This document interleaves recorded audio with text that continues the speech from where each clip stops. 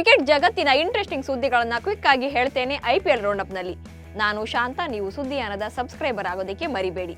KKR ವಿರುದ್ಧ RCB ಸೋತಿತ್ತು ಕೇವಲ 1 ರನ್ನಿಂದ. ಆದ್ರೆ ಬ್ಯಾಕ್ ಟು ಬ್ಯಾಕ್ 7 ಪಂದ್ಯ ಸೋತಿರೋ ಆರ್ಸಿಬಿ ಬಹುತೇಕ ಪ್ಲೇ ಆಫ್ ರೇಸ್ ನಿಂದ ಹೊರಬಿದ್ದಂತೆ ಲೆಕ್ಕ ಎಂಬ ಟೆನ್ಷನ್ ಫ್ಯಾನ್ಸ್ಗಿದೆ. ತಂಡದ ರನ್ ರೇಟ್ ಕೂಡ ಕಡಿಮೆ ಇದೆ. ಕೆಲ ಲೆಕ್ಕಾಚಾರಗಳ ಪ್ರಕಾರ ಆರ್ಸಿಬಿಗೆ ಇನ್ನೂ ಒಂದು ಚಾನ್ಸ್ ಇದೆ. ಈಗಾಗಲೇ ಅರ್ಧ ಸೀಸನ್ ಮುಗಿದಿದೆ. ಆರ್ಸಿಬಿ ಇನ್ನೂ ಕೂಡ 6 ಪಂದ್ಯಗಳನ್ನು ಆಡಲಿದ್ದು 6ಕ್ಕೆ 6 ಮ್ಯಾಚ್ಗಳನ್ನು ಗೆಲ್ಲಬೇಕಿದೆ. ಆಗ ಆರ್ಸಿಬಿಗೆ 12 ಅಂಕ ದೊರೆಯಲಿದ್ದು ಟೋಟಲ್ 14 ಪಾಯಿಂಟ್ಸ್ ಆಗಲಿದೆ. ಸಾಮಾನ್ಯವಾಗಿ 16 ಅಂಕ ಪಡೆದರೆ ಪ್ಲೇ ಆಫ್ ಕನ್ಫರ್ಮ್. 14 ಅಂಕ ಪಡೆದರೂ ಕೂಡ ಪ್ಲೇ ಆಫ್ಗೆ ಹೋಗಬಹುದು. ಆರ್ಸಿಬಿ 6 ಮ್ಯಾಚ್ಗಳನ್ನು ಗೆಲ್ಲುತ್ತಾ ಅನ್ನೋದೇ ಫ್ಯಾನ್ಸ್ ಇರುವ ಈಗಿನ ಟೆನ್ಷನ್. ರಾಯಲ್ ಚಾಲೆಂಜರ್ಸ್ ಬೆಂಗಳೂರು ಮತ್ತು ಸನ್ರೈಸರ್ಸ್ ಹೈದರಾಬಾದ್ ನಾಳೆ ಮುಖಾಮುಖಿಯಾಗಲಿವೆ. ಹೈದರಾಬಾದ್ನ ರಾಜೀವ್ ಗಾಂಧಿ ಸ್ಟೇಡಿಯಂನಲ್ಲಿ ಈ ಪಂದ್ಯ ನಡೆಯಲಿದೆ. ಆರ್ಸಿಬಿ ತನ್ನ ಪ್ಲೇಯಿಂಗ್ 11ನಲ್ಲಿ 2 ಬದಲಾವಣೆ ಮಾಡಿಕೊಳ್ಳುವುದು ಪಕ್ಕಾ ಆಗಿದೆ. ಕೆಲ ಪಂದ್ಯಗಳಿಂದ ಹೊರಗುಳಿದಿರುವ ಗ್ಲೆನ್ ಮ್ಯಾಕ್ಸ್ವೆಲ್ ಈ ಪಂದ್ಯದ ಮೂಲಕ ಕಮ್ಬ್ಯಾಕ್ ಮಾಡುವ ಸಾಧ್ಯತೆ ಹೆಚ್ಚಾಗಿದೆ. ಯಾಕಂದ್ರೆ ಮ್ಯಾಕ್ಸ್ವೆಲ್ ಸ್ಥಾನದಲ್ಲಿ ಆಡಿದ ಕ್ಯಾಮರೂನ್ ಗ್ರೀನ್ ನಿರೀಕ್ಷಿತ ಪ್ರದರ್ಶನವನ್ನ ನೀಡಿಲ್ಲ. ಭರ್ಜರಿ ಪ್ರದರ್ಶನ ನೀಡುತ್ತಾ ಬಂದಿರುವ ವಿರಾಟ್ ಕೊಹ್ಲಿ ಎಸ್ಆರ್ಎಚ್ ವಿರುದ್ಧದ ಪಂದ್ಯದಲ್ಲೂ ನಾಯಕ ಫಾಫ್ ಡು ಪ್ಲೆಸಿಸ್ ಜೊತೆ ಆರಂಭಿಕರಾಗಿ ಕಣಕ್ಕಿಳಿಯಲಿದ್ದಾರೆ. ಇಂಡಿಯನ್ ಪ್ರೀಮಿಯರ್ ಲೀಗ್ನ ಇತಿಹಾಸದಲ್ಲಿ 200 ವಿಕೆಟ್ಗಳನ್ನು ಕಬಳಿಸುವ ಮೂಲಕ ಯಜ್ವೇಂದ್ರ ಚಹಲ್ ಇತಿಹಾಸವನ್ನು ನಿರ್ಮಿಸಿದ್ದಾರೆ. ರಾಜಸ್ಥಾನ್ ರಾಯಲ್ಸ್ ಪರ ಆಡ್ತಾ ಇರುವ ಸ್ಪಿನ್ನರ್ ಸೋಮವಾರ ನಡೆದ ಮುಂಬೈ ವಿರುದ್ಧದ ಪಂದ್ಯದಲ್ಲಿ ಈ ಸಾಧನೆ ಮಾಡಿದ್ದಾರೆ. ಇನ್ನು ಈ ಚಾಂಪಿಯನ್ ಸ್ಪಿನ್ನರ್ ನನ್ನ ತಂಡದಲ್ಲಿ ಉಳಿಸಿಕೊಳ್ಳದಿದ್ದಕ್ಕಾಗಿ ರಾಯಲ್ ಚಾಲೆಂಜರ್ಸ್ ಬೆಂಗಳೂರು 3 ವರ್ಷಗಳಿಂದ ಪಶ್ಚಾತ್ತಾಪ ಪಡ್ತಾ ಇದೆ. 2022ರ ಆವೃತ್ತಿಯ ಹರಾಜಿನಲ್ಲಿ ತಪ್ಪಾದ ಲೆಕ್ಕಾಚಾರದಿಂದಾಗಿ ಲೆಗ್ ಸ್ಪಿನ್ನರ್ ನನ್ನ ಉಳಿಸಿಕೊಳ್ಳಲು ವಿಫಲವಾದೆವು ಎಂದು ಫ್ರಾಂಚೈಸಿಯ ಮಾಜಿ ಕ್ರಿಕೆಟ್ ನಿರ್ದೇಶಕ ಮೈಕ್ ಹಸ್ಸನ್ ಮಂಗಳವಾರ ಬಹಿರಂಗಪಡಿಸಿದ್ದಾರೆ. ಸತತ ಸೋಲುಗಳಿಂದ ಕಂಗೆಟ್ಟಿರುವ ಡೆಲ್ಲಿ ಕ್ಯಾಪಿಟಲ್ಸ್ಗೆ ಈಗ ಮಾಡು ಇಲ್ಲವೇ ಮಡಿ ಪರಿಸ್ಥಿತಿ ಬಂದಿದೆ. ಇವತ್ತು ನಿರ್ಣಾಯಕ ಕದನದಲ್ಲಿ ಗುಜರಾತ್ ಟೈಟನ್ಸ್ ವಿರುದ್ಧ ಡಿಸಿ ಸೆಣಸಾಡಲಿದೆ. ರಿಷಬ್ ಪಂತ್ ನಾಯಕತ್ವದ ಡಿಸಿ ಟೀಮ್ 8 ಪಂದ್ಯಗಳನ್ನಾಡಿದ್ದು ಕೇವಲ 3ರಲ್ಲಿ ಮಾತ್ರ ಗೆದ್ದಿದೆ. ಪ್ಲೇ ಆಫ್ ರೇಸ್ನಲ್ಲಿ ಉಳಿಯಬೇಕಿದ್ರೆ ಇವತ್ತಿನ ಪಂದ್ಯ ಗೆಲ್ಲಲೇಬೇಕಿದೆ. ತಂಡದ ಸ್ಟಾರ್ ಬ್ಯಾಟ್ಸ್ಮನ್ ಕೈ ಕೊಡ್ತಿದ್ದಾರೆ. ಡೇವಿಡ್ ವಾರ್ನರ್, ಪೃಥ್ವಿ ಶಾ ನಿರೀಕ್ಷೆಗೆ ತಕ್ಕಂತೆ ಬ್ಯಾಟ್ ಅನ್ನ ಬೀಸ್ತಾ ಇಲ್ಲ. ರಿಷಬ್ ಪಂತ್ ಕೂಡ ದೊಡ್ಡ ಇನ್ನಿಂಗ್ಸ್ ಕಟ್ಟಬೇಕಿದೆ.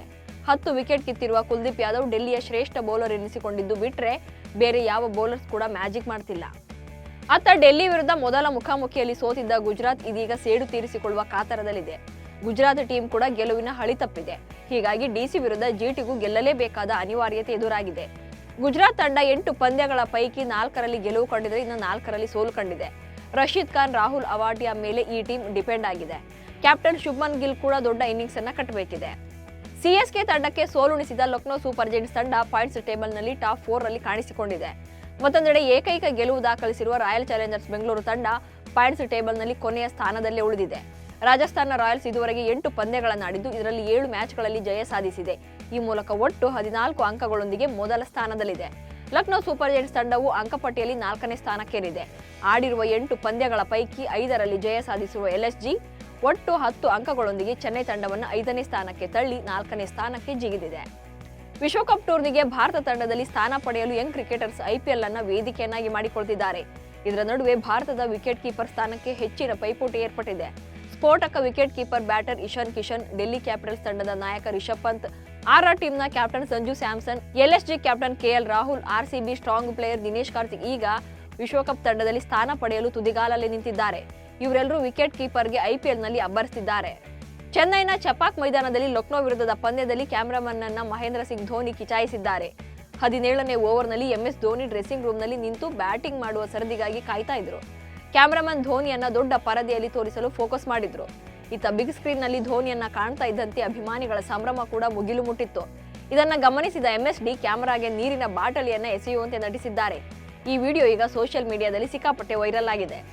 ಕ್ರಿಕೆಟ್ ದೇವರು ಮಾಸ್ಟರ್ ಬ್ಲಾಸ್ಟರ್ ಸಚಿನ್ ತೆಂಡೂಲ್ಕರ್ಗೆ ಇವತ್ತು 51ನೇ ವರ್ಷದ ಬರ್ತ್ಡೇ ಸಂಭ್ರಮ. ಮಾಜಿ ಕ್ರಿಕೆಟಿಗರು ಸೇರಿದಂತೆ ಅನೇಕ ಸೆಲೆಬ್ರಿಟಿಗಳು ಕೂಡ ಸಚಿನ್ ಅವರಿಗೆ ವಿಶ್ ಮಾಡ್ತಿದ್ದಾರೆ. ಶತಕಗಳ ಸರದಾರ ಸಚಿನ್ ಅವರಿಗೆ ಅರ್ಜುನ್ ಮತ್ತು ಸಾರಾ ಎಂಬ 2 ಮಕ್ಕಳಿದ್ದಾರೆ. ಸಾರಾ ಮಾಡ್ಲಿಂಗ್ ಮಾಡ್ತಾ ಇದ್ರೆ ಅರ್ಜುನ್ ಸದ್ಯ ಐಪಿಎಲ್ ನಲ್ಲಿ ಮುಂಬೈ ಪರ ಆಡ್ತಾ ಇದ್ದಾರೆ. ಇದೀಗ ಸಚಿನ್ ಮಗಳಿಗೆ ಸಾರಾ ಎಂದು ಹೆಸರಿಡೋಕೆ ಕಾರಣ ಏನು ಅನ್ನೋದು ರಿವೀಲ್ ಆಗಿದೆ. ಸಚಿನ್ ನಾಯಕನಾಗಿ ಮೊದಲು ಗೆದ್ದಿದ್ದು ಸಹಾರಾ ಕಪ್. ಹೀಗಾಗಿ ಮಗಳಿಗೆ ಸಾರಾ ಎಂದು ಹೆಸರಿಟ್ಟಿದ್ದಾರೆ. ಇವಿಷ್ಟು ಇವತ್ತಿನ ಐಪಿಎಲ್ ರೌಂಡ್ ಅಪ್ ಸುದ್ದಿಗಳು. ನಮಸ್ಕಾರ.